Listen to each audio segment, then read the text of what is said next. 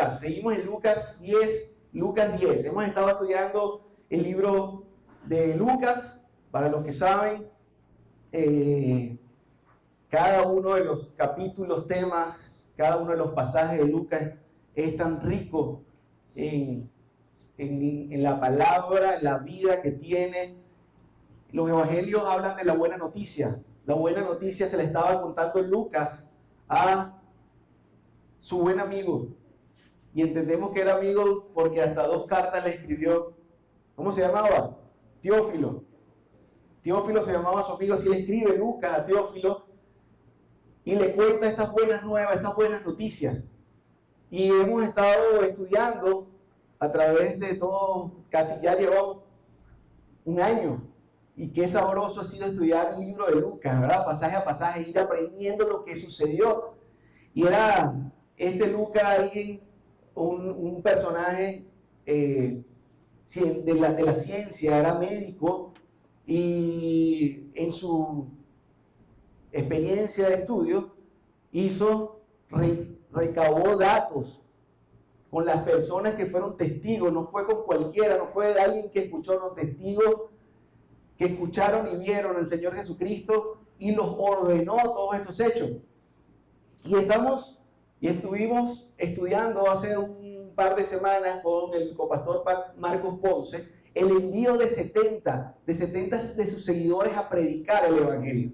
Ya Jesús, para esta etapa de Lucas 10, cuando usted ya está entrando en la palabra de Dios, abre su Biblia y la tiene en Lucas y la abre en el capítulo 10, ya ha pasado casi 2 años, más de 2 años y medio de la vida del ministerio de Jesús, la vida pública. La vida pública de Jesús duró 3 años y medio, dice los expertos, los teólogos, y ya está en la última etapa, probablemente en el último año después que leemos Lucas 9, ya finalizando Lucas 9, dice: Jesús enfiló su rostro a Jerusalén, y yéndose a Jerusalén, ya lo que quedaba probablemente era un poco menos de un año para ser crucificado. Y entonces seguimos viendo, Lucas nos sigue emocionando con las historias que van sucediendo luego que Jesús emprende su viaje a Jerusalén para allá, en Jerusalén ser crucificado. Él sabía que esto iba a pasar, sí, él estaba yendo porque entendía que cumplía un propósito, era el propósito de la salvación del mundo. Y aquí Lucas nos está hablando del plan, o sea que cuando estamos leyendo el libro de Lucas, estamos leyendo el plan de salvación para el mundo, para ti, para mí, y nos los deja plasmado cada una de las cosas que iba sucediendo. Jesús ya había enviado a sus 12, antes había enviado a sus 12, Jesús tenía sus 12 discípulos, eran los 12 más íntimos, los 12 a quien él se imprimió intencionalmente para que luego fueran los dirigentes de lo que hoy llamamos la iglesia cristiana. Estos 12 iban a ser aquellas autoridades, pero no solamente él tenía 12 discípulos, tenía muchísimos más y muchísimos seguidores. Y él envía primero a unos 12 a una misión de predicación con unas instrucciones claras. Les dice: esto van a hacer, esto, no se vayan así, cuando entren a una casa va a pasar esto, hagan esto, le da instrucciones. Y luego de que fueron y mandó estos 12, toma 70 más y los manda a hacer la misma misión, a predicar el Evangelio. ¿Por qué Jesús estaba haciendo esto? Y es tan hermoso ver el plan de Dios porque ya estaba formando en ellos lo que sería la iglesia, lo que sería hasta el día de hoy. Y si nosotros queremos tener un modelo, yo no sé cuántas veces usted habrá preguntado cómo habrá sido la iglesia original. Porque algunos dicen que es así, algunos dicen que es asado, otros dicen que hay que hacer esto, otros dicen que hay que hacer lo otro. Está en la palabra de Dios. Y si estudiamos la palabra de Dios, ahí está. No tenemos que esperar que nos lo cuente, que otros nos digan cómo es la iglesia, sino irnos a la verdad original de donde está el manual de la iglesia. Y ahí está este Señor, nuestro Señor Jesús está ahí, nos relata Lucas, y solamente Lucas tiene este relato del envío de 70, y dice que a estos 70 envió como ovejas, como corderos entre lobos. Y busquen ahí en Lucas 10, versículo 3.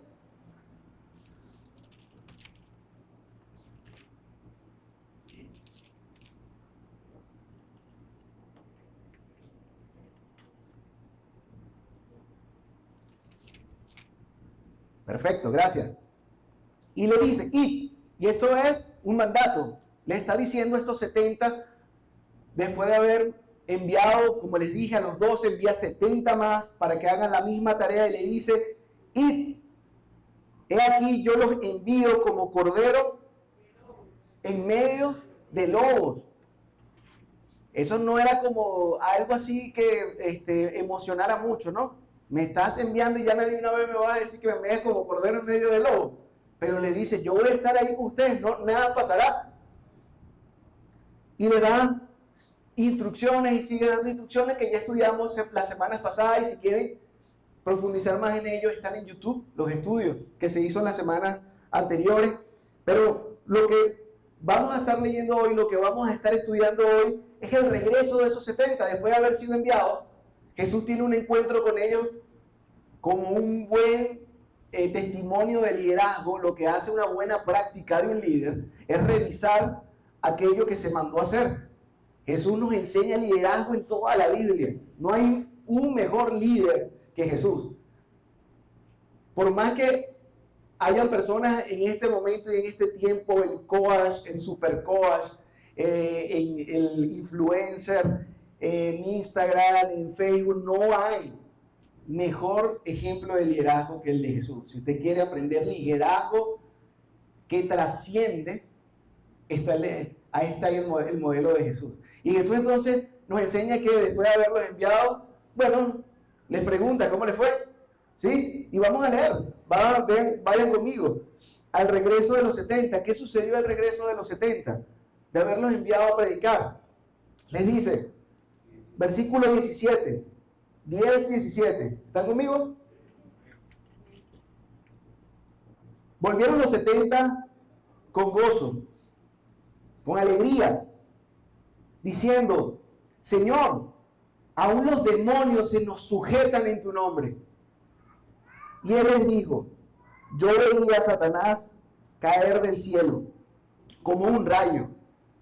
He aquí hoy os doy potestad de hollar, de pisar serpientes y escorpiones, y sobre toda fuerza del enemigo, y nada les dañará. Pero no os regocijáis de que los espíritus se les sujetan. Le dice, pero no se alegren de que los espíritus se les sujetan, sino alegraos, gozaos de que vuestro nombre están escritos en los cielos. Y miren luego de esto, porque es una continuación de lo que está sucediendo, está este reporte, y dice el versículo 21, en aquella misma hora Jesús se gozó en el Espíritu y dijo, yo te alabo, oh Padre, Señor del cielo y de la tierra, porque escondiste estas cosas de los sabios y entendidos, y las has revelado a los niños. Sí, Padre, porque así te agradó. Todas las cosas me fueron entregadas por mi Padre, y nadie conoce quién es el Hijo sino el Padre, ni quién es el Padre sino el Hijo, y aquel a quien el Hijo lo quiera revelar. Y volviéndose a los discípulos, les dijo aparte, bendecidos son, doblemente bendecidos, bienaventurados los ojos que ven lo que ustedes ven, porque les digo que muchos profetas y reyes desearon ver lo que ustedes ven y no lo vieron, y oír lo que ustedes oyen y no lo oyeron. Y entonces estamos en este reporte. Aquí llegan estos 70, van a reportar al Señor. El Señor les pregunta probablemente cómo le fue.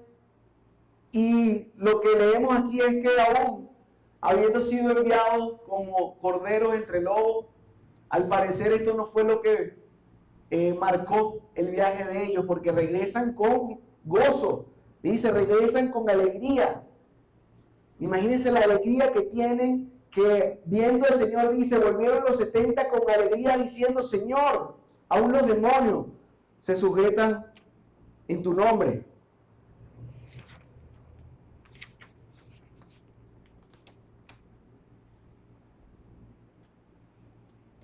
Como diciéndole al Señor, Señor, peleamos la buena batalla.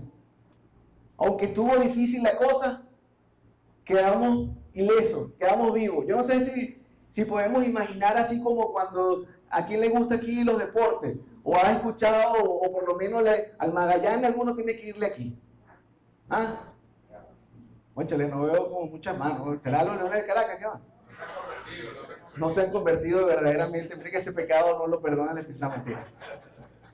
Y cuando hay un juego, Caracas, Magallanes, ya ha estado difícil el juego, ¿verdad? Pero finalmente, para no dar favoritismo, ganó el equipo al que usted le iba. ¿Qué es lo que termina dándole esto?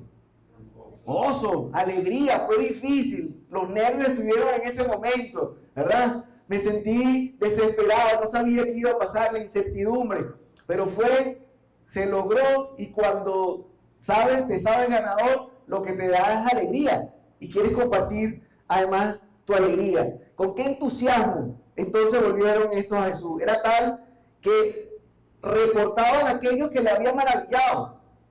¿Qué les maravilló a ellos? ¿Qué es lo primero que ellos reportan? Bueno, reconocen que en el poder de Dios hasta los demonios le obedecían a ellos, se sujetaban, dice, a lo que ellos hablaban y decían.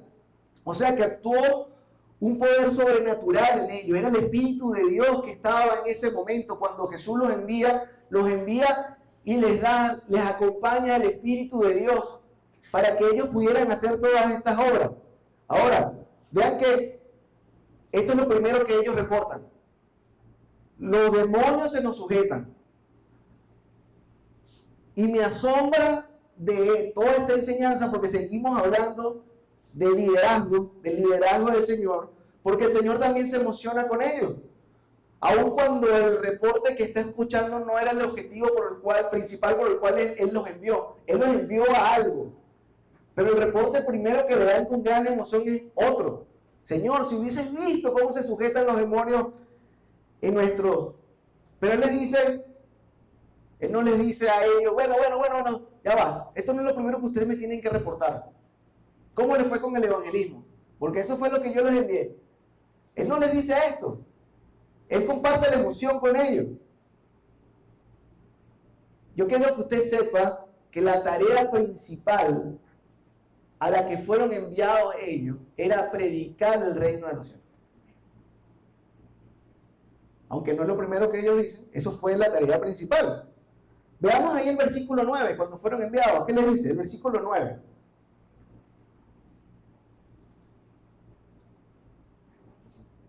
¿Lo tiene? Y sanad a los enfermos que en ellos hayan. ¿En qué está hablando? En la ciudad o en el lugar que vayan. Hagan señales. ¿Ellos tenían acaso, todo el mundo tenía el poder de sanar enfermos? No, el Señor le está diciendo, vayan y sanen los enfermos. Pero no es el fin. Y decirles, se ha acercado a ustedes el reino de Dios. Miren, las señales eran evidencia de haber estado con Dios. Esta es la forma en que se demostraba que Dios, el Señor, estaba verdaderamente con Jesús, y como así ellos habían sido enviados con Jesús, entonces Jesús era Dios o era el enviado de Dios. Miren, para ese momento, el pueblo judío estaba esperando todavía al Mesías, estaba esperando que alguien los redimiera. Estaban bajo la bota del Imperio Romano. Y ellos estaban esperando que políticamente viniera el Rey de Reyes, pero a gobernar sobre ellos. Están esperando al Mesías. Pero ¿cómo sabría si venía el Mesías? Bueno, el Antiguo Testamento hablaba del poder que traería aquel que fuese el Mesías, las señales que se harían, o que haría el Mesías, el Cristo. Cristo, Mesías, traducida lo mismo. Aquel que venía en nombre del Señor a redimir, a salvar. Entonces, si ellos tenían señales, por lo menos, si los que estaban viendo aquellas señales no entendían lo que escuchaban, por lo menos por las señales dirían, esto solamente puede provenir de Dios. Alguien que pueda sacar un demonio, alguien que pueda sanar una enfermedad, solamente puede provenir del Señor. En la actualidad, las sanidades y las expulsiones de demonios, siguen siendo señales por medio del Espíritu Santo para glorificar a Jesús. Escuche esto, siguen siendo señales para glorificar a Jesús. Si la señal, si sacar un demonio, si sanar a un enfermo no glorifica a Jesús y finalmente no glorifica a Dios, es una señal demoníaca. No proviene de Dios. Dios solo dio este poder del Espíritu Santo para que el Espíritu Santo, como dice la palabra de Dios, glorifique al Hijo y el Hijo glorifique al Padre. Él decía, no va a ser por tú, Señor, solamente el Padre conoce al Hijo y el Hijo conoce al Padre y a todo aquel que el Hijo quiera revelarle. El Espíritu Santo fue dado a ti y a mí no para tener un poder sobrenatural para que hagamos nuestra voluntad, sino la voluntad de Dios. Si el poder que emana de ti no hace la voluntad de Dios y no está glorificando a Jesús y esto no glorifica al Padre, entonces no proviene de Dios. Un verdadero siervo de Dios jamás, pero jamás se adjudicará propio algún tipo de milagro. Porque este tipo de cosas, estas señales sobrenaturales solo provienen de la voluntad de Dios y no tienen otro protagonista sino Él. Vean esto. Al regreso, cuando ellos están, y es que es lo hermoso de la palabra de Dios, cuando ellos están regresando, dice el versículo 17, volvieron los 70 con gozo diciendo, Señor, aún los demonios se sujetan en mi nombre, en tu nombre. La gloria es para Dios. Ellos reconocen que fue en el nombre, en la autoridad de Jesús, aun cuando Jesús no estaba ahí. Fue en su autoridad, fue en su nombre. La gloria debe llevarle el Señor en cualquier acto sobrenatural. El versículo 18 nos cuenta lo emocionado, la conexión que hizo Jesús, contagiado por la alegría y el gozo de sus discípulos, que les cuenta, yo veía a Satanás caer del cielo como un rayo. ¿De qué se trataba esto? Yo veía. Parece una visión que tiene el Señor, nos está contando algo. Miren, ¿será que se estaba adelantando alguna de las profecías? Todavía no había sido escrito el libro de Juan. Cuando Juan dice en Apocalipsis 20, vamos a ponerlo por ahí, búsquenlo, Apocalipsis 20 del 1 al 3. ¿Será una visión sobrenatural que tuvo Dios? ¿De qué estaba hablando el Señor cuando dice, vi a Satanás caer como un rayo? Porque Satanás todavía está, en ese momento no había caído o no ha caído. Cuenta el Antiguo Testamento que cuando cayó, o la primera vez que cayó fue cuando fue enviado del cielo a la tierra. Pero eso ya había sucedido cuando Jesús está hablando. Él dice, yo veía a Satanás cayendo. ¿Qué dice Apocalipsis 21:3? Y miren esto, dice, vi un ángel, y está hablando Juan de lo que va a suceder, que no ha sucedido. Vi un ángel que descendía del cielo con la llave del abismo y una gran cadena en la mano. Y prendió al dragón, la serpiente antigua. Y miren esto, que es interesante. En Génesis se habla de la serpiente. Y en el último libro se habla de la serpiente. La única forma de saber que se está hablando en el Génesis del diablo es porque en Apocalipsis nos da la referencia de quién es. Mírenlo. Y prendió el dragón, la serpiente antigua que es el diablo y Satanás. Y lo ató por 1000 años y lo arrojó. ¿Será que Jesús está hablando de una profecía, de algo que iba a suceder? Y lo encerró y puso su sello sobre él para que no engañase más a las naciones hasta que fuese cumplido 1000 años. Esto es le llaman el milenio, es una etapa donde él fue arrojado y después de esto debe ser desatado por un poco de tiempo. No vamos a hablar y no vamos a estudiar esto. Algunos preguntarán por qué no es el estudio de hoy, pero fue arrojado y es parte de lo que estamos viendo el día de hoy. O si va a Apocalipsis 20:10, es la segunda vez que dice que va a ser arrojado, pero estos son eventos todavía futuros. Dice Apocalipsis 20:10, y el diablo que los engañaba fue lanzado al lago de fuego y azufre donde estaba la bestia y el falso profeta, y serán atormentados día y noche por los siglos de los siglos. ¿De qué hablaba Jesús cuando dice que cayó? Si esto todavía no ha sucedido, esto es algo que está por suceder. Ya el diablo fue vencido, sí, en la cruz, pero sigue gobernando aquí, en la tierra. Él es el príncipe de la potestad del aire, lo estudiamos la semana pasada. Él todavía no ha sido lanzado. ¿De qué hablaba cuando se ha lanzado? Mucho, y la mayoría de los teólogos y estudiosos de la Biblia concuerda que tal vez era la metáfora que en algún sentido manifestaba la victoria del evangelio sobre el reino de las tinieblas. De manera que Satanás caía y aún cae y desciende del trono de los corazones de aquellos que aceptan a Jesús como su Salvador. Ellos fueron a predicar y Él les dice: nosotros atamos, y se nos sujetaban los demonios, y Jesús les dice: sí, yo veía como Satanás caía como un rayo. Cuando alguien cree en Cristo, Satanás cae súbitamente de la vida de esa persona, de ese hombre. Cae como un rayo. Así cayó de la mía en un momento, cayó de la tuya. Ya no nos puede habitar más y no puede tener más control sobre nosotros cuando tenemos el Espíritu Santo. Y en ese momento es como si Jesús le dijera: aquel que recibió esa noticia que le diste, de aquel que creyó, cayó el reino de Satanás. El versículo 19 nos muestra un Jesús que todavía está emocionado, y miren que todo esto es gozo. Ellos regresan con gozo, Jesús está emocionado y le dice en el versículo 19: y aquí yo les doy potestad para pisar. Y esto es pisar y dejar marca. ¿Sabes? Una cosa es pisar y otra es cuando usted pisa con intención y alevosía, que es hollar, significa afincarse, ¿verdad?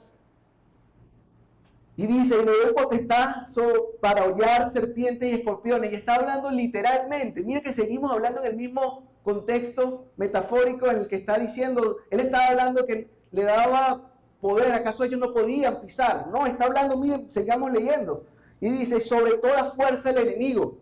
Y él está hablando y ¿sabe qué? Yo le doy a ustedes el poder, y a todo el que me represente y me acepte, el de pisar a huestes espirituales de maldad que están en los aires, de pisar la estructura que vimos la semana pasada, de esta dimensión de la maldad, de principados, potestades, gobernadores de las tinieblas. Estos son los serpientes y los escorpiones a que se refiere. Por eso yo les dije el domingo pasado, la única forma de protegerse contra esta dimensión de maldad que existe, que es real, sobrenatural, que no podemos ver ni percibir, pero que existe, es estando del lado del equipo correcto, teniendo el Espíritu Santo. Porque aquel que tiene el Espíritu Santo tiene la autoridad y tiene el poder delegado por Cristo para pisar todo el séquito de Satanás que se trajo la tercera parte de los ángeles para hacer maldad y destruir la creación más hermosa del Señor, que era tú y yo. Jesús le dice a sus apóstoles, a sus 12, en Juan 14:12, le dice: de cierto les digo, el que en mí cree las obras que yo hago, él las hará también, y aún mayores hará, porque yo voy al Padre. Pero ninguna de estas obras era para beneficio propio. Cuando Jesús está diciendo esto, no es para que sea exaltado un hombre, no es para que sea exaltado un pastor, un líder de una iglesia. No era para que fueran exaltados ellos, era para que fuese exaltado el Señor Jesús. Ese poder ni es tuyo ni es mío. Si tenemos el Espíritu de Dios, tenemos una autoridad delegada y las credenciales para usarlo, para hacer su voluntad y no la nuestra. En el versículo 20,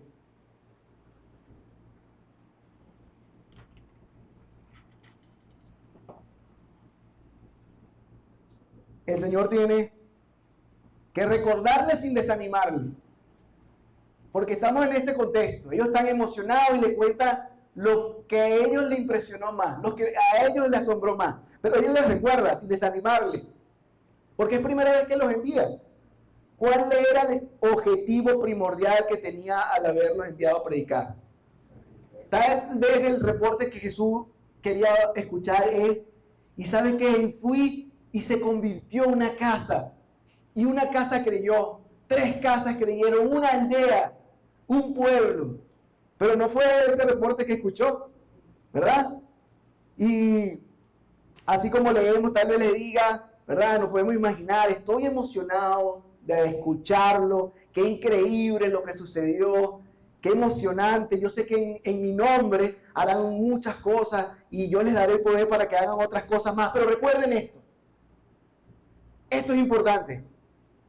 La mayor alegría de esto para ustedes y para mí es que sus nombres están escritos en los cielos. Alégrense,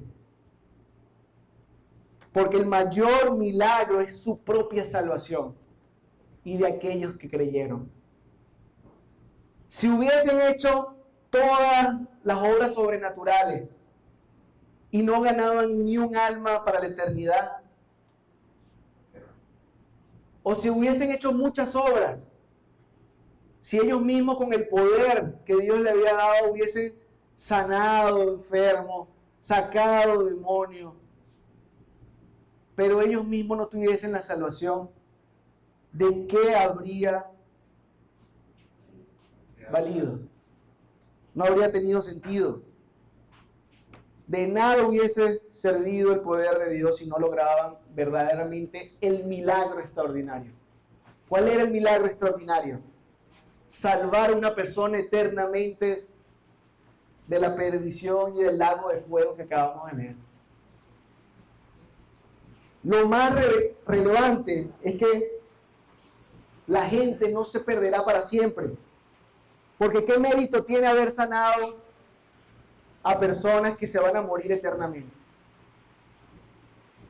Cuando oramos por alguien, ¿cuál es nuestra motivación para orar por esa persona cuando nos dice que está enferma? Y sí queremos, porque amamos hasta nuestros hijos cuando estamos enfermos y queremos que sean sanados. Pero ¿de qué vale que te sanes al ratico? Porque es la ley de la vida, en unos años vas a morir y no vas a ir eternamente con Dios.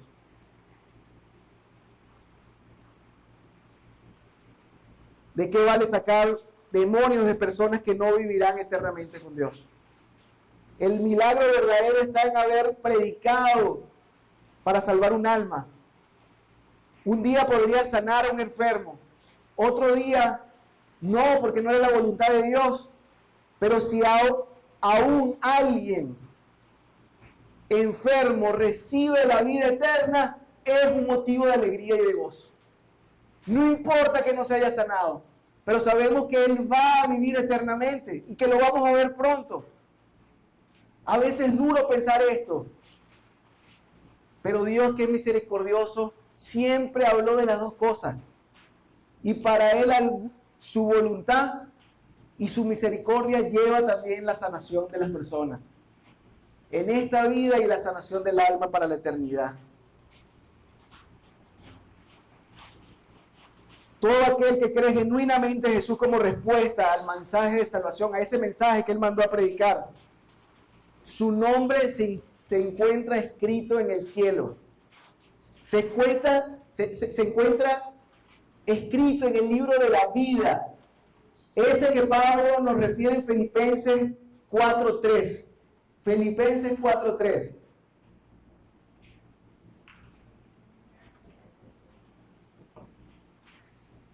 Y miren cómo habla Pablo y dice: asimismo te ruego también a ti, compañero fiel, que ayudes a estas que combatieron juntamente conmigo en el Evangelio, hablando de un problema que había. Ayúdala.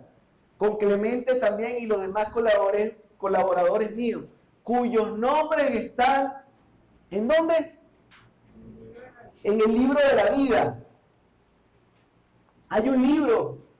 La palabra dice que hay un libro y aquel que ha recibido verdaderamente a Jesucristo, su nombre está escrito en este libro.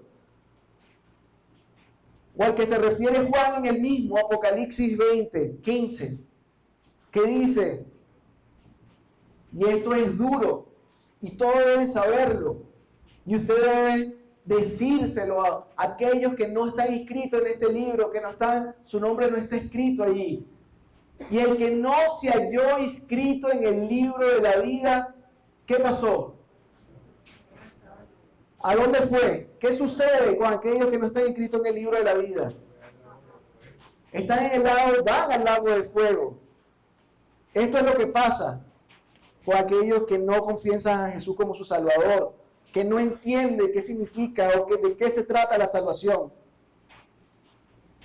Y la verdadera victoria sobre Satanás está en que tu nombre esté inscrito allí, en que mi nombre esté inscrito allí, porque eso fue lo que costó ver al Padre, ver a su Hijo crucificado en una cruz.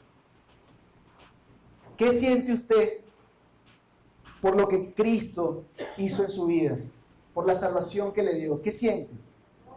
Alegría, gozo. ¿Y qué siente usted cuando sabe que un ser querido, un vecino, un hijo, un amigo, un extraño recibió a Cristo? Gozo, ¿verdad que sí? La salvación es el verdadero motivo de gozo que solamente la puede dar Cristo y solamente está en Cristo Jesús. Mi suegra llegó hace muy poco de un viaje y me contaba que la familia de su nuera había recibido a Cristo. Adivine cómo me lo contaba. Con mucha alegría. Me dijo, pude hablar la palabra de Dios en esa casa y hubo personas que recibieron a Cristo y entendieron de qué se trataba la salvación.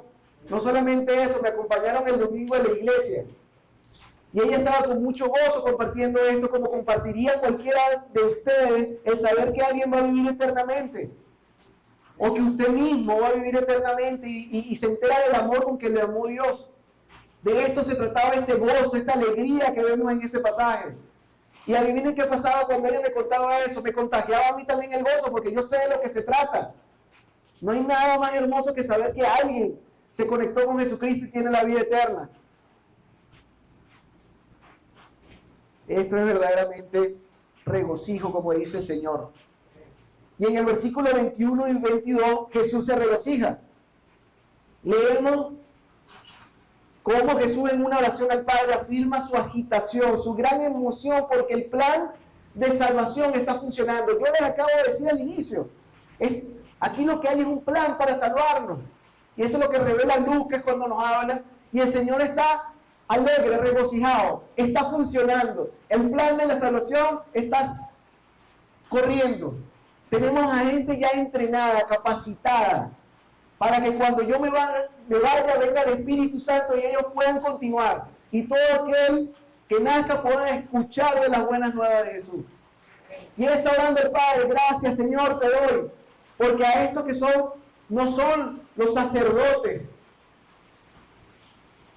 que están ahora en el poder, no son los fariseos, no son los escribas, no son los doctos, los que más conocían. A estos pequeños les diste a conocer tu verdad, Señor. Y ellos son los que les revelarán al mundo la salvación. El Señor está alegre, se regocija, da gracias por eso, porque así te agradó, porque es tu voluntad, dice al final.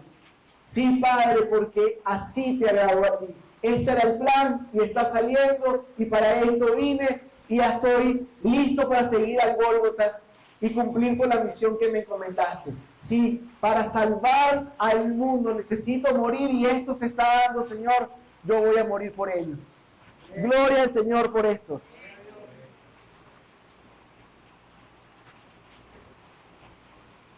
Y así entonces el Señor preparó gente para que fuera y predicara su palabra. En 2 Corintios, Pablo lo describe perfectamente, 2 Corintios 5, del 18 al 20.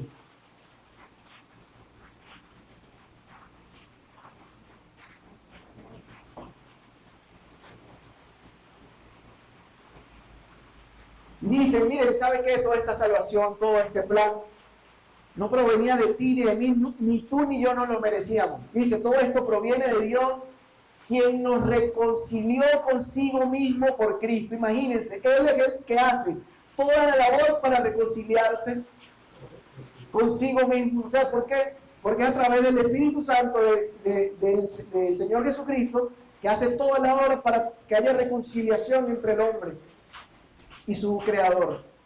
Versículo 19.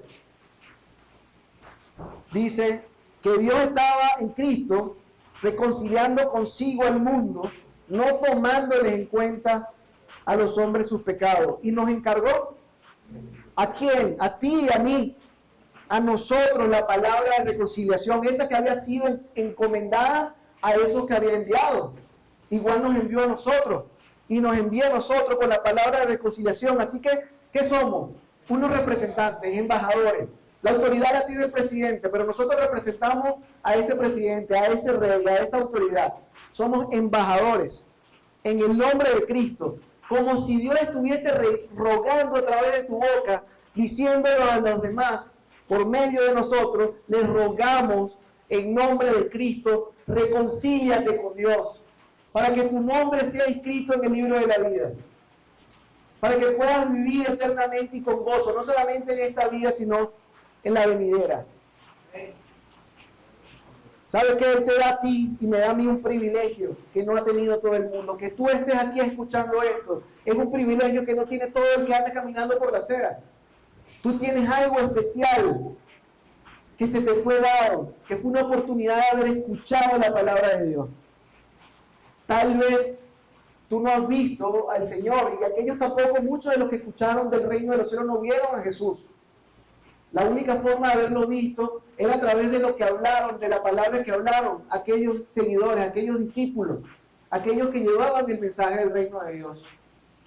Pero tú, igual que ellos, hoy tienes la oportunidad no de verle físicamente, pero sí de escucharle a través de su palabra viva. Y tienes la misma oportunidad de aceptarle y también de llevar su mensaje de salvación para el mundo. Él lo hizo por ti, lo hizo para ti. Aún todavía Él se regocija por aquellos que hacen la tarea que deben estar haciendo. Porque muchos se pierden sin Jesucristo. Porque nosotros no hemos callado, porque no hemos avergonzado. Y su libro no está, y sus nombres no están escritos en el libro de la vida. El Señor quiere que hoy reconozcas su sacrificio en la cruz y que dejes tu vida pasada y le sigas según el propósito que Él tiene. Él quiere darte un propósito, quiere darte sentido a la vida. Él es el único que le puede dar sentido a la vida. Tú puedes seguir viniendo domingo a domingo y no tener sentido ni propósito de vida. Él es el único que puede dártela. Y sabe que muchas veces dista del propósito de vida que nosotros hemos pintado para nosotros mismos. Él está interesado en inscribir tu nombre en el libro de la vida, como si estuviese rogando en este momento que si no has conocido a Cristo, o no te has rendido verdaderamente a Él, o no estás caminando según el llamado que tiene para ti, hoy está rogando a través de mi boca que te reconcilies con Él, que te rindas a Él y a su palabra. ¿Estarías dispuesto? Él es el único que puede hacerte conocer verdaderamente al Padre. No hay otra vía. Él es el camino, la verdad y la vida. Oremos. Padre, te damos gracias por tu palabra, Señor. Te damos gracias porque eres grande y poderoso, Señor. Y vemos cuán poderoso eres, que aún a nosotros, Señor, que no nos fue dado ningún poder sobrenatural, tu autoridad y tu poder puede venir a través de tu Espíritu Santo, Señor, para que todo esta batallón de maldad, Señor, no pueda hacernos daño, sino más bien nosotros podamos pisarlo cuando tengamos que hacerlo en tu nombre, Señor, y con tu voluntad. Te pido en el nombre de tu Hijo Jesucristo, Señor, si hay alguien aquí que no se ha reconciliado contigo, que no se ha rendido verdaderamente, Señor, esta es la oportunidad que tú le estás dando, Señor.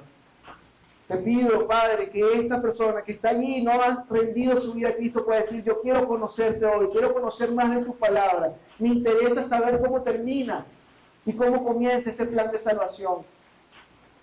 Quiero saber por qué nos amaste tanto, aun cuando cometemos tantos errores. Señor, yo sé que tú puedes perdonarlos porque tu palabra dice que tú los perdonas. Que pasaste por alto los pecados del hombre para aquel que quiera reconocerte a ti como Señor y Salvador, pueda tener su nombre escrito en el libro de la vida y vivir la vida eterna.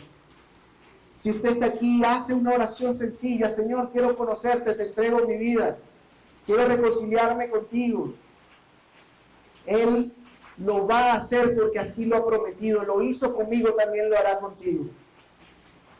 Aquí no se está estimando si naciste en una familia así o asado, aquí se estima es el valor que Dios te da cuando Él mismo te formó desde el vientre de tu madre.